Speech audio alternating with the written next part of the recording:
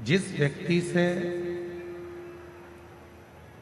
आपका स्नेह होता है, आप उसके खिलाफ कुछ भी सुन नहीं सकते। आप उसके खिलाफ कुछ नहीं सुन सकते,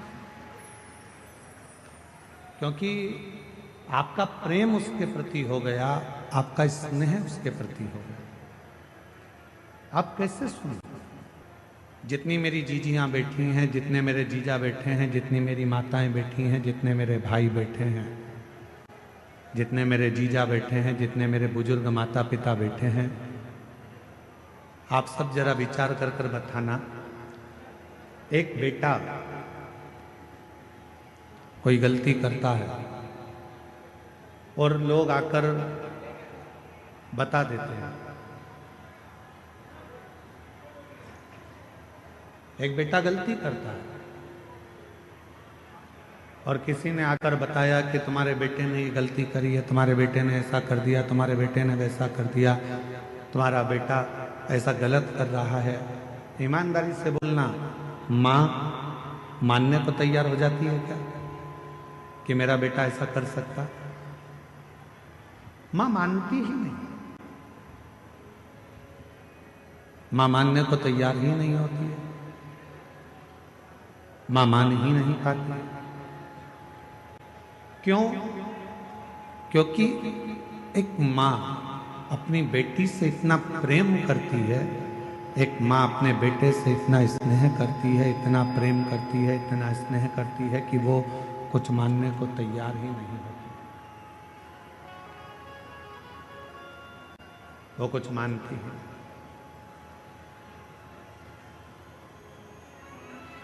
प्रेम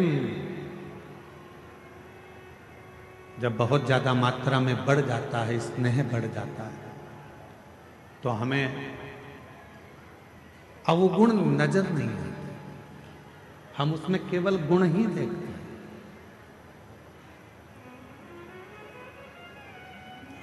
हम उसमें अवगुण नहीं देख रहे हैं, हम केवल उसमें गुण देख रहे हैं। हम आपसे एक बात पूछें, जरा उत्तर दें। तुम्हारे लड़के की शादी पक्की हुई, जिस लड़की को तुम देख कर आए हो, लड़के के लिए पसंद कर कर आए हो, उसमें तुम्हें बहुत सारे गुण नजर आते हैं।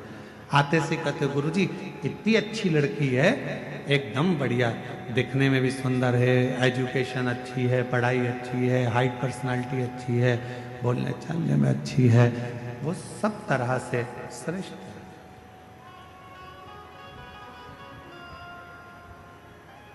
क्यों? क्योंकि आपने उस लड़की में गुण ही गुण देखे, इसलिए आपको उसमें केवल गुण ही गुण नजर आ रहे, केवल गुण ही गुण नजर आ रहे। और कुछ समय के बाद जब लड़की शादी कर कर आपके घर में आ जाती है, विवाह कर कर आ गई, 2-4 साल निकल गए, फिर उसके सारे गुण कहाँ चले जाते हैं? अब आप उसमें गुण नहीं देख रहे, आप उसमें अब दिन भर सुबह से शाम तक अवगुण ढूंढने का प्रयास कर।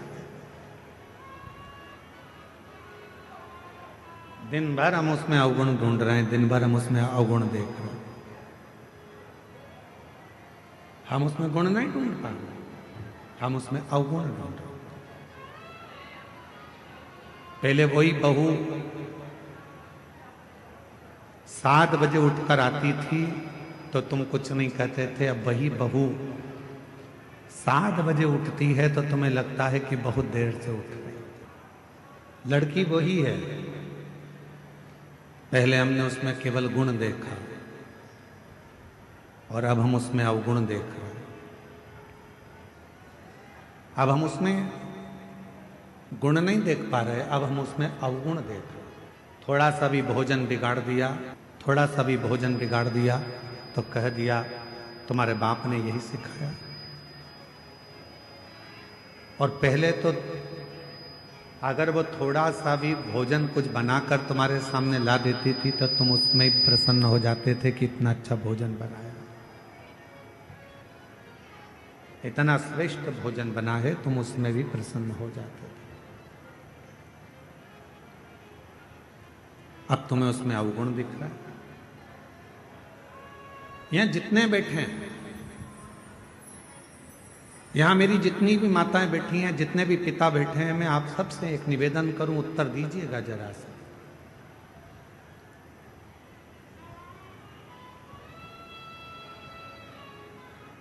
तुम्हारा दामाद, तुम्हारी बेटी का पति तुम्हारी बेटी को घुमाने लेकर जाए तो तुम्हें कैसा लगेगा? अच्छा लगेगा कि बुरा लगेगा? जम के तो बोलो, अच्छा लगेगा। पड़ोसी से कहोगे इतना अच्छा दामाद मिला है, मेरी बेटी को खूब घुमाता, खूब घुमाता।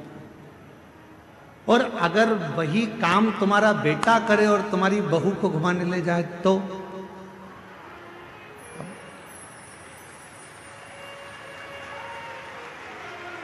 विचार करो।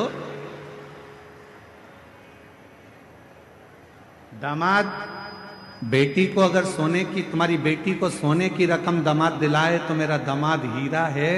अभी दिवाली पर उसने मेरी बेटी को सोने का हार दिलाया, रानी हार दिलाया। और वही काम तुम्हारा बेटा करे और तुम्हारी बहू को सोने का हार दिला दे तो तुम्हारा भगोने जैसा मुंह हो जाए। जैसे तुम्हारी बेटी है वैसे ही तुम्हारी बहू भी तो किसी की बेटी है, वो भी तो बेटी है।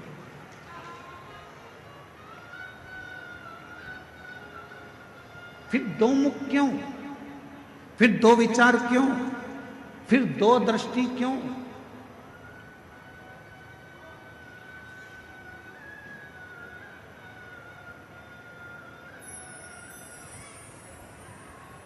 गणेश जी की कितनी धर्म पत्नियां हैं? जम के बोलो जरा। दो। क्या नाम है? सिद्धि। किसी ने शंकर भगवान से कभी पूछा कि भोलेनाथ जी, आपने अपने गणेश जी के लिए, बेटे के लिए दो पत्नी क्यों ढूंढी? मां जगत जननी जगदम्बा अम्बा मां पार्वती जी, आपने अपने बेटे के लिए दो बहू क्यों ढूंढी? किसी ने पूछा कभी गणेश जी महाराज से कि गणेश जी, आपके लिए आपके माता पिता ने दो पत्नी क्यों ढूंढी? क्या आपके लिए एक धर्म पत्नी श्रेष्ठ नहीं थी? फिर आपने दो पत्नियों को क्यों धारण किया, दो पत्नी क्यों रखी? तो कोई देव अधिदेव महादेव से पूछे तो देव अधिदेव महादेव एक बात कहते हैं कि मैंने अपने पुत्र गणेश के लिए दो पत्नियां इसलिए ढूंढी हैं क्योंकि गणेश जी को बुद्धि का देव कहा जाता है, और बुद्धि कभी भी इधर उधर भटके ना। दोनों ओर अगर बुद्धि जाए भी तो दोनों ओर रिद्धि और सिद्धि होना चाहिए, दोनों ओर बुद्धि को संभालने के लिए होना चाहिए।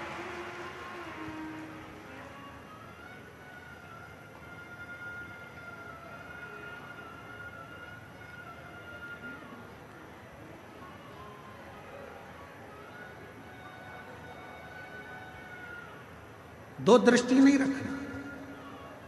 हमारी बुद्धि दो तरह से बढ़ जाती है। बेटी और दामाद के लिए हमारी बुद्धि कुछ और कहती है, और बेटा और बहू के लिए हमारी बुद्धि कुछ और कहती है।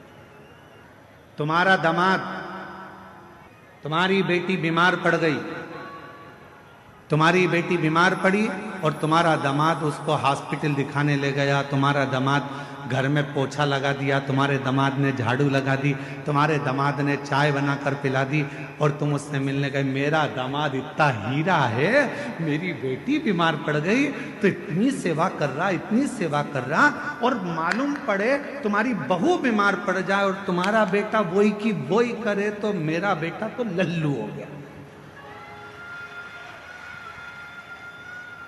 दिन भर उसमें लगा।